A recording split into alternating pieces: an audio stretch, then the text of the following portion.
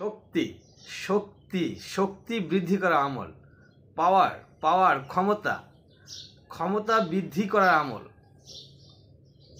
শক্তিশালী জাতি, পৃথিবীতে সবচেয়ে শক্তিশালী জাতি কারা ছিল? মহান রব্বুল আলামিন কাদেরকে সবচেয়ে বেশি শক্তিশালী হিসেবে তৈরি করেছেন? এই পৃথিবীতে সবচেয়ে বেশি শক্তিশালী ছিলেন হজরত হুদ।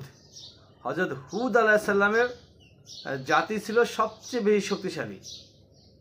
তারা উচ্চতায় সবচেয়ে বড় ছিল, শক্তিতে, পাওয়ারে, ক্ষমতায় সব দিক দিয়ে তারা স্ট্রং ছিলেন। তারা কিন্তু বলতো কে আছে আমাদের মতো শক্তিশালী? পাহাড়, বিশাল বড় বড় পাহাড়, পাথরের পাহাড়, সেই পাথরের পাহাড়, পাথর কেটে কেটে নিজেরাই সেই পাথর কেটে বড় বড় পাথরের এক একটি টুকরো নিয়ে তারা ঘর বানাতেন, বাড়ি বানাতেন নিজেরাই। সবাই মিস্ত্রি ছিলেন, সবাই শক্তিশালী, মানে পাথর কাটার মতো শক্তি সবার ছিল, ওটা বহন করার মতো শক্তি তাদের সবার ছিল। লম্বায় অনেক বড় বড় ছিল, এই 5তলা 10তলা বিল্ডিংয়ের সমান লম্বা ছিল এক একজন। বিশ্বাস হচ্ছে না? আপনার সবচেয়ে ছোট সাইজে সবচেয়ে বেটে যে লোকটা ছিল তার লম্বা ছিল 100 হাত। 100 হাত লম্বা ছিল সে। তাহলে সবচেয়ে ছোট ব্যক্তি যদি 100 হাত লম্বা হয়ে থাকে, তাহলে বড় যে বেশি লম্বা সে কত বড় ছিল একটু ভেবে দেখুন। তারা অন্যায় করত, অন্যায়কারী ছিলেন, তারা আল্লাহকে মানত না, আল্লাহর বিরুদ্ধে কাজ করতেন। হযরত হুদ আলাইহিস সালাম তাদেরকে বারবার সতর্ক করলেন, কিন্তু তারা শুধরাচ্ছেন না। হুদ আলাইহিস সালাম তাদেরকে বললেন যে মহান রব্বুল আলামিন আমাকে জানিয়েছে তোমরা ক্ষমা চাও আল্লাহর কাছে, আস্তাগফিরুল্লাহ পাঠ করো, আল্লাহ পাক তোমাদের মাফ করে দিবেন এবং তোমাদের শক্তি আরও বাড়িয়ে দিবেন।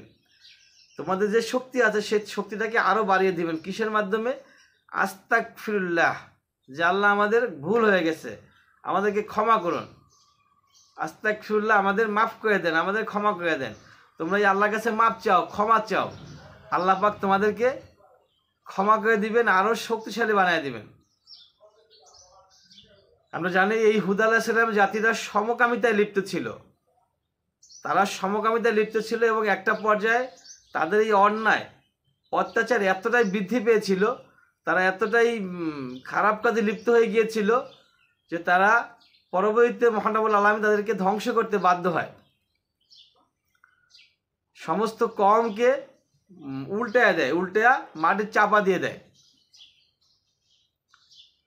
তো যাই হোক, আমরা যদি আমাদের শক্তিকে বৃদ্ধি করতে চাই, আমাদের পাওয়ার, আমাদের ক্ষমতাকে আমরা বাড়াতে চাই, স্ট্রং করতে চাই, তাহলে অবশ্যই কী করতে হবে? বেশি থেকে বেশি পরিমাণ আস্তাগফিরুল্লাহ পাঠ করতে হবে, ক্ষমা চাইতে হবে আল্লাহর কাছে, প্রার্থনা করতে হবে আল্লাহর কাছে। তাহলে আল্লাহ পাক আমাদের শক্তি বৃদ্ধি করে দিবেন, পাওয়ার বাড়ায় দিবেন, ক্ষমতা বাড়ায় দিবেন ইনশাআল্লাহ। ওয়া আখির দাওয়ানা আলহামদুলিল্লাহি রাব্বিল আলামিন।